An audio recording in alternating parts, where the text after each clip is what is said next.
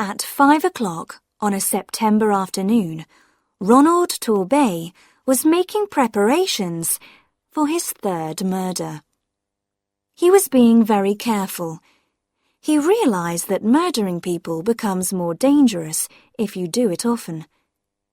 He was in the bathroom of the house that he had recently rented.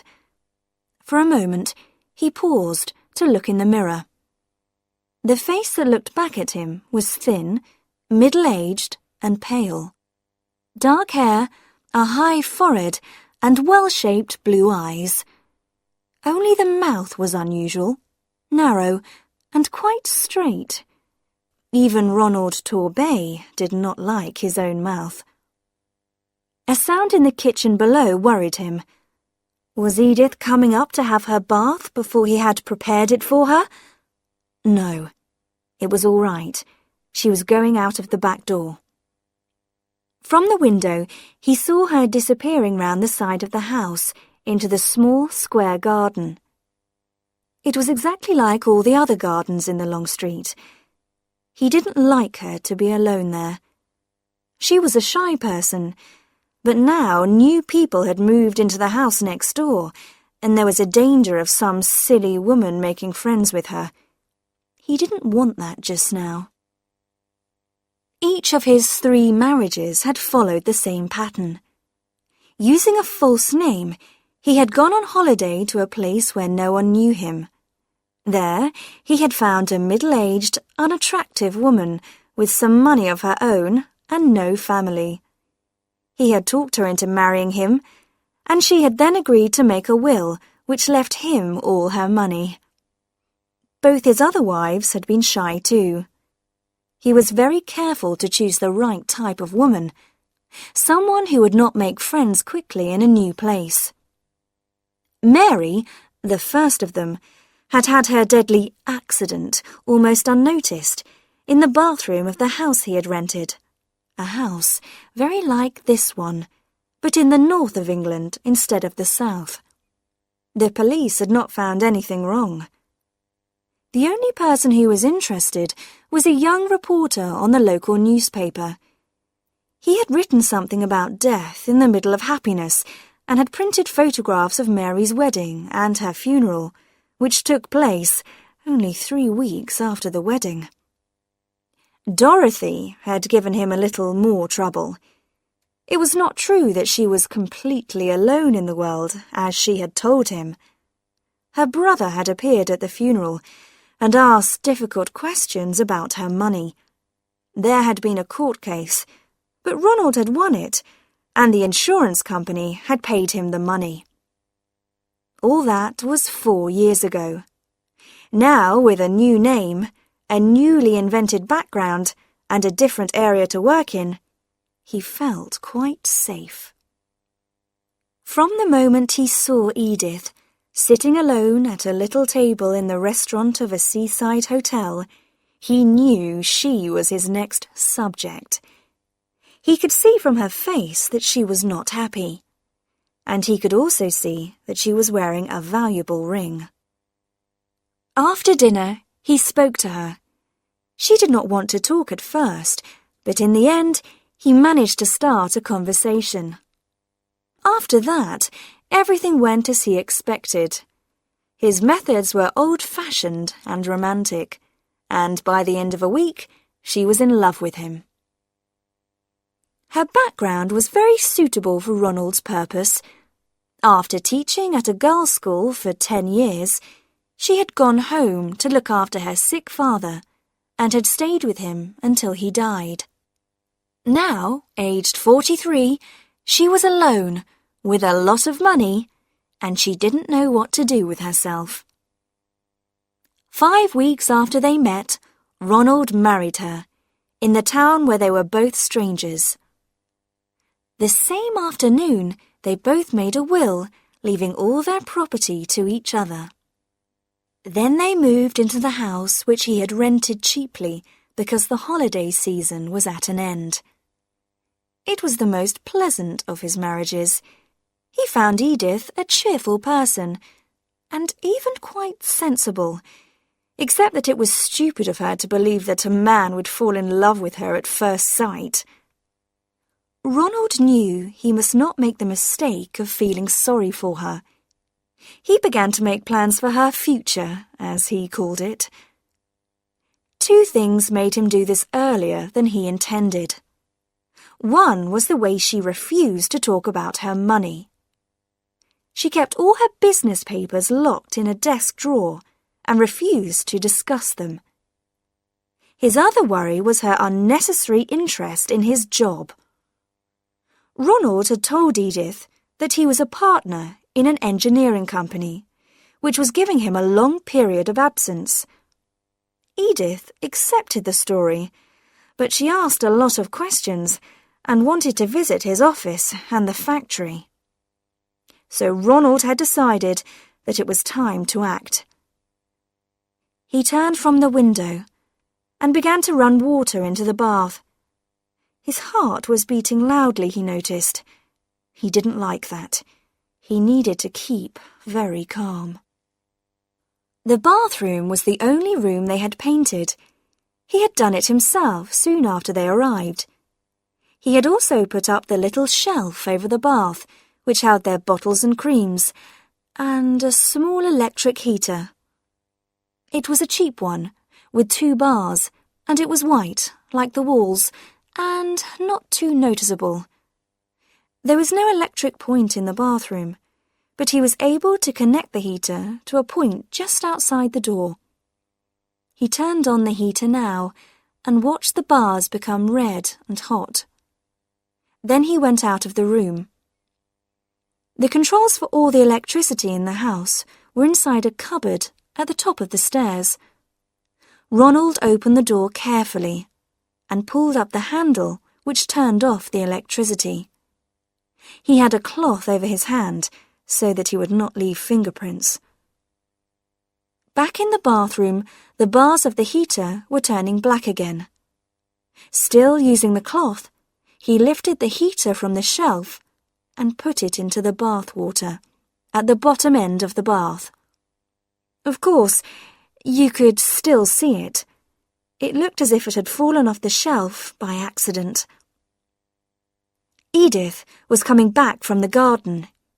He could hear her moving something outside the kitchen door. He pulled a small plastic bottle out of his pocket and began to read again the directions on the back. A small sound behind him made him turn suddenly. There was Edith's head, only 2 meters away, appearing above the flat roof of the kitchen which was below the bathroom window. She was clearing the dead leaves from the edge of the roof. She must be standing on the ladder which was kept outside the kitchen door. He stayed calm. "What are you doing there, dear?" Edith was so surprised that she nearly fell off the ladder. "Oh, you frightened me. I thought I'd just do this little job before I came to get ready." "But I'm preparing your beauty bath for you." "It's kind of you to take all this trouble, Ronald." "Not at all. I'm taking you out tonight, and I want you to look as nice as, possible. Hurry up, dear. The bubbles don't last very long, and like all these beauty treatments, this one's expensive. Go and undress now and come straight here." "Very well, dear." She began to climb down the ladder. Ronald opened the little bottle and poured the liquid into the bath. He turned on the water again, and in a moment the bath was full of bubbles, smelling strongly of roses. They covered the little heater completely. They even covered the sides of the bath. Edith was at the door. "Oh, Ronald, it's all over everything, even on the floor." "That doesn't matter. You get in quickly before it loses its strength. I'll go and change now. Get straight in and lie down. It will give your skin a bit of colour." He went out and paused, listening. She locked the door, as he expected. He walked slowly to the electricity box and forced himself to wait another minute. "How is it?" he shouted. "I don't know yet. I've only just got into the bath. It smells nice." His hand, covered with the cloth, was on the controls. 1, 2, 3, he said, and pulled the handle down. A small explosion from the electric point behind him told him that the electricity had gone off. Then, everything was silent. After a time, he went and knocked on the bathroom door. "Edith?" There was no answer, no sound, nothing. Now he had to prepare the second stage. As he knew well, this was the difficult bit. The discovery of the body must be made, but not too soon. He had made that mistake with Dorothy's accident, and the police had asked him why he had got worried so soon. This time, he decided to wait half an hour before he began to knock loudly on the bathroom door, then to shout for a neighbour, and finally to force the lock. There was something he wanted to do now. Edith's leather writing case, which contained all her private papers, was in the drawer where she kept her blouses. He had discovered it some time ago, but he had not forced the lock open because that would frighten her. Now there was nothing to stop him. He went softly into the bedroom and opened the drawer.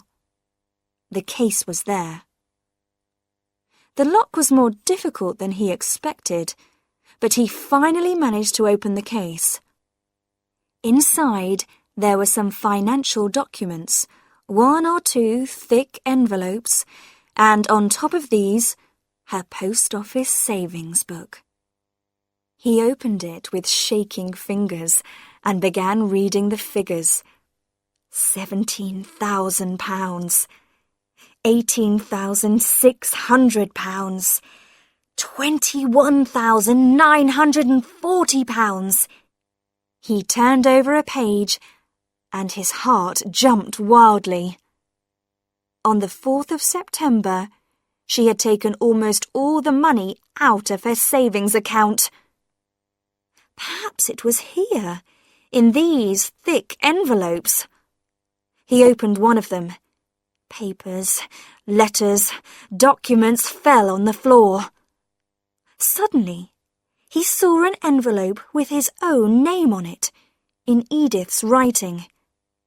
He pulled it open and saw in surprise that the date on the letter was only 2 days ago. Dear Ronald, if you ever read this, I am afraid it will be a terrible shock to you. I hoped it would not be necessary to write it, but now your behaviour has forced me to face some very unpleasant possibilities. Did you not realise, Ronald, that any middle-aged woman who has been rushed into marriage to a stranger will ask herself about her husband's reason for marrying her? At first, I thought I was in love with you. But when you asked me to make my will on our wedding day, I began to worry. And then, when you started making changes to the bathroom in this house, I decided to act quickly. So I went to the police. Have you noticed that the people who have moved into the house next door have never spoken to you?